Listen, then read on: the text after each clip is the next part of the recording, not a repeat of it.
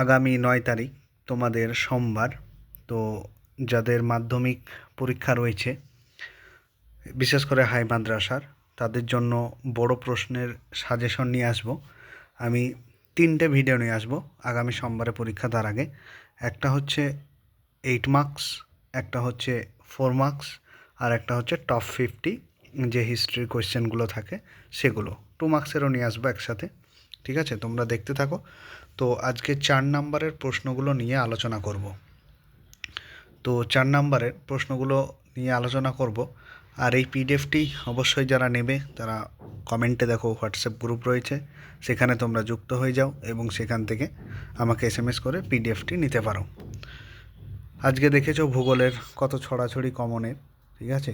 তো আশা করি তোমাদের মাদ্রাসা বোর্ডের ইতিহাস পরীক্ষাতেও প্রচুর কমন আসবে, 100% কমন আসবে, এইটুকু বলে রাখতে পারি। চলো তাহলে আজকে প্রথম প্রশ্ন যেটা রয়েছে সেটা হচ্ছে ভীষণ ইম্পর্ট্যান্ট। বাংলায় বিজ্ঞান চর্চার বিকাশে ডক্টর মহেন্দ্রলাল সরকারের অবদান। এইবার তোমাদের এই যে 4 নাম্বারের প্রশ্ন রয়েছে, 4 নাম্বারের প্রশ্নে এখন লিখব কতটুকু লিখব? আমি যদি একটা ভূমিকা দিই তাহলে আমি আর 3টে পয়েন্ট দেব, তাহলে ভূমিকার সাথে 3টে পয়েন্ট, মোট 4টে পয়েন্ট হয়ে যাবে। এখানে দেখো আমি যদিও 2-1টা করে পয়েন্ট বেশি দিয়েছি, তার কারণ যারা মুখস্থ করবে সাজেশনটা নিয়ে তারা 3টে পয়েন্ট মুখস্থ করে গিয়েই তো আর মুখস্থ থাকবে না, সেই জন্য 4টে করে পয়েন্ট দিয়েছি। একটা ভূমিকা দেওয়া হয়েছে দেখো, যে সেই সময় 19 শতকে ভারতে যে বিজ্ঞান ও গবেষণা চর্চার জন্য যে শিক্ষা প্রতিষ্ঠানগুলো গড়ে উঠেছিল তার মধ্যে মহেন্দ্রলাল সরকারের প্রতিষ্ঠান ছিল অন্যতম। সেই প্রতিষ্ঠানটা কি না, Indian association for the cultivation of science. 2 নম্বর দিয়েছি যুক্তিবাদের প্রচার, যে মহেন্দ্রলাল সরকার মানুষের অন্ধবিশ্বাস দূর করে তাদের যুক্তিবাদের সমর্থক হতে বলেন। এরপর দিয়েছি আমি 3 নাম্বার, দেখো যে এই আইএসিএস এর প্রতিষ্ঠা, তারপরে এটা কিভাবে পরিচালনা করেছিল সেটা, আর একটা বিজ্ঞান পত্রিকা প্রকাশ। এই মোট 4-5টা আমি তোমাদের দিয়েছি, ঠিক আছে? যারা চ্যানেলটিতে নতুন তারা অবশ্যই সাবস্ক্রাইব করো, তোমাদের জন্য অনেক সাজেশন নিয়ে আসবো। তোমাদের জন্য সমস্ত রকম 1 নাম্বার থেকে শুরু করে টপ 50 থেকে শুরু করে 2 নাম্বার এবং 4 নাম্বার এবং 8 নাম্বারের সমস্ত প্রশ্ন নিয়ে আসবো, ঠিক আছে? তোমরা শুধু সাবস্ক্রাইব করে একটু জাস্ট সাপোর্ট করো। 2 নম্বর প্রশ্ন বলেছে যে লালন ফকির সম্পর্কে কী জানো? যারা এই সাজেশনটি নিতে পারবে না তারা অবশ্যই এই ভিডিওগুলো স্ক্রিনশট মেরে নিও, তোমরা পড়তে পারবে, আমি পুরোটাই দেখাবো। আর যারা সাজেশনটি নিতে চাও তারা অবশ্যই কমেন্ট বক্সে হোয়াটসঅ্যাপ গ্রুপ আছে, সেখানে যুক্ত হয়ে আমাকে এসএমএস করো। একটা খুব সামান্য টাকার বিনিময়ে এই পিডিএফটি তোমাদের দিচ্ছি। তাহলে লালন ফকিরের পরিচয়, সবচাইতে গুরুত্বপূর্ণ জাতিভেদ প্রথা, মানে জাতিভেদ তিনি মানতেন না, হিন্দু মুসলিম বৈষ্ণব ব্রাহ্মণ সবাইকে তিনি নিজের লোক বলে মনে করতেন। 3 নম্বর দেখো ধর্ম বিশ্বাস, লালন হিন্দু না মুসলিম ছিলেন তা নিয়ে বিতর্ক আছে, কিন্তু কেউ তাকে হিন্দু আবার কেউ তাকে মুসলিম বলে মনে করতেন, ঠিক আছে?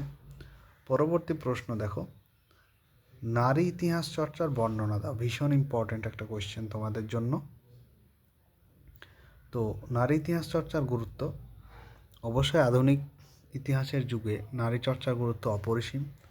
প্রথমও দিয়েছি দেখো যে পুরুষ কেন্দ্রিক ইতিহাস সংশোধন, একটা পয়েন্ট দিয়েছি। দ্বিতীয় পয়েন্ট হচ্ছে ইতিহাসে নারীর ভূমিকা। 3 নম্বর পয়েন্ট দেখো এখানে অধিকার ও সমতা প্রতিষ্ঠা। 4 নম্বর সভ্যতার অগ্রগতির মাপকাঠি, যে কোনো দেশের সভ্যতা ও সমাজে নারীর অবস্থান ও মর্যাদার উপর সেই সভ্যতার উৎকর্ষ নির্ভর করে বলে নারী ইতিহাস চর্চা বিশেষ গুরুত্বপূর্ণ বা তাৎপর্য। পরবর্তী প্রশ্ন দেখো, কাশ্মীর সমস্যা সম্পর্কে যা জানো লেখো। ভীষণ ইম্পর্ট্যান্ট রয়েছে এবার তোমাদের জন্য।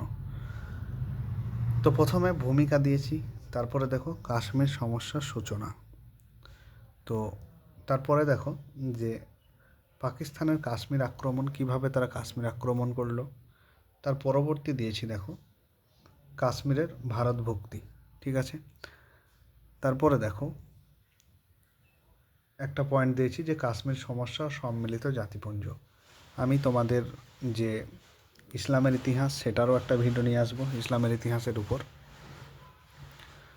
নীল বিদ্রোহের ফলাফল বা গুরুত্ব, দেখো 3 নম্বরের অনেক সময় আসে নীল বিদ্রোহের গুরুত্ব লেখো। ঠিক আছে, 3 নম্বর বলছি, 4 নম্বরের, তো এইটুকু লিখবে।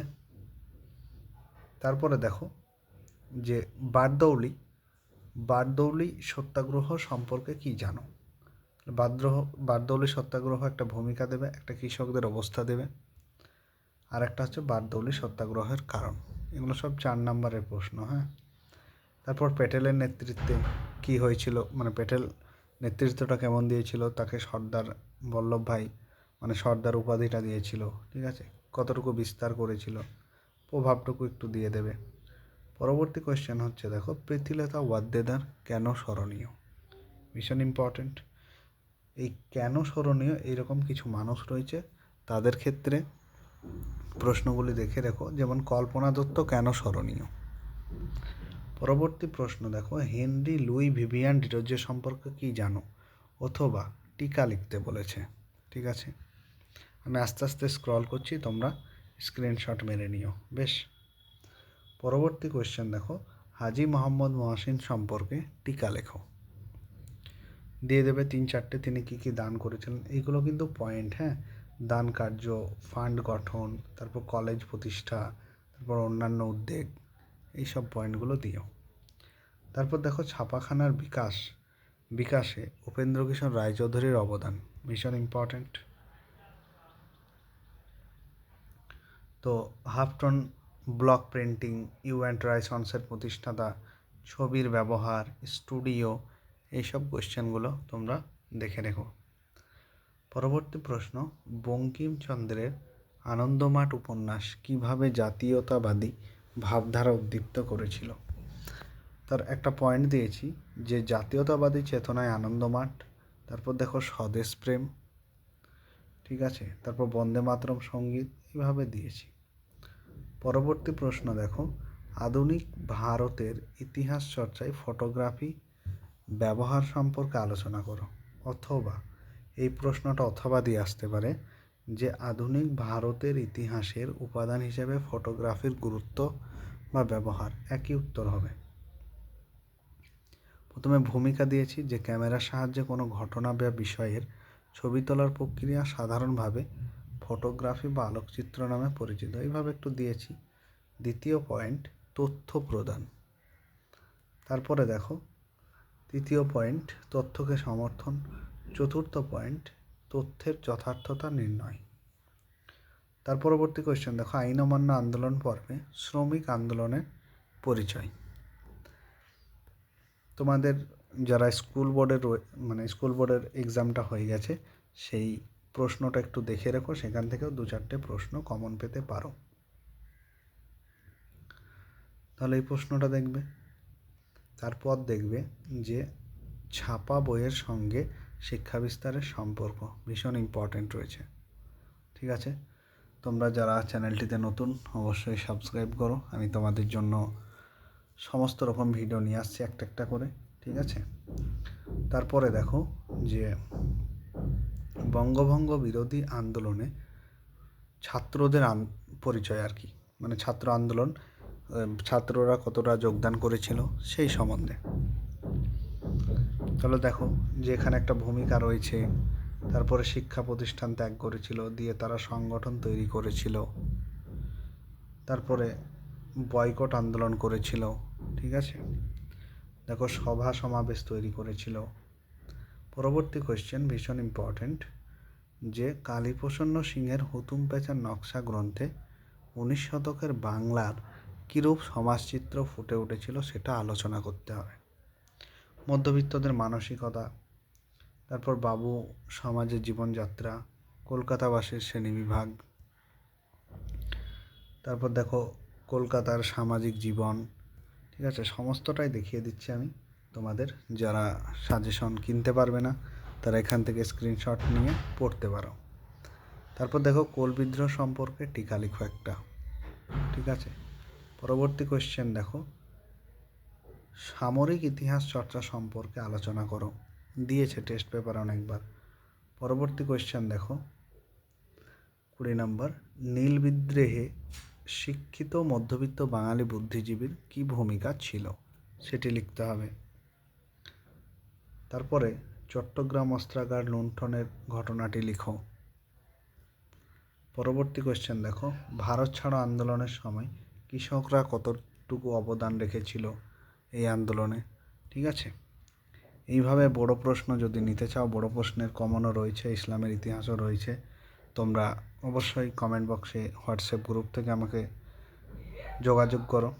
পরবর্তী কোয়েশ্চেন দেখো, হায়দ্রাবাদ কিভাবে ভারতের অন্তর্ভুক্ত হয়েছিল। এখানে একটা পয়েন্ট দেওয়া হয়েছে ভূমিকা। তারপরে দেখো ভারত বিদ্বেষ, হায়দ্রাবাদ বিদ্রোহ, হায়দ্রাবাদের ভারতভুক্তি, এইসব পয়েন্টগুলো আমি দিয়েছি। পরবর্তী প্রশ্ন, অহিংসা অসহযোগ আন্দোলনে নারীদের অংশগ্রহণের গুরুত্ব লেখো। তারপরে ভীষণ ইম্পর্ট্যান্ট যেটা, বাংলায় ওয়াবি আন্দোলনের বিবরণ। ঠিক আছে, তারপরে দেখো দিয়েছি মহারানী ঘোষণাপত্র, একবার দেখে নিও জাস্ট। তারপরে ভারত সভা বা ভারত সভা প্রতিষ্ঠার উদ্দেশ্য। ঠিক আছে, তারপরে দেখো স্বামী বিবেকানন্দ নব্য বেদান্ত সম্পর্কে কি জানো। পরবর্তী কোয়েশ্চেন দেখো যে স্বাধীন ভারতে সরকার উদ্বাস্তু সমস্যা সমাধানে কী উদ্যোগ নিয়েছিল। ঠিক আছে, তারপর দেখো যে ভারতের জাতীয়তাবাদের বিকাশ অবনীন্দ্রনাথ ঠাকুরের আঁকা ভারত মাতা চিত্র। শ্রীরাম কৃষ্ণদেব, এটুকু একটু দেখে যেও, আমি সবই দেখিয়ে দিলাম তোমাদের। উডের ড্যাশ পেজ দেখবে, সব কমন পেয়ে যাবে আশা করি।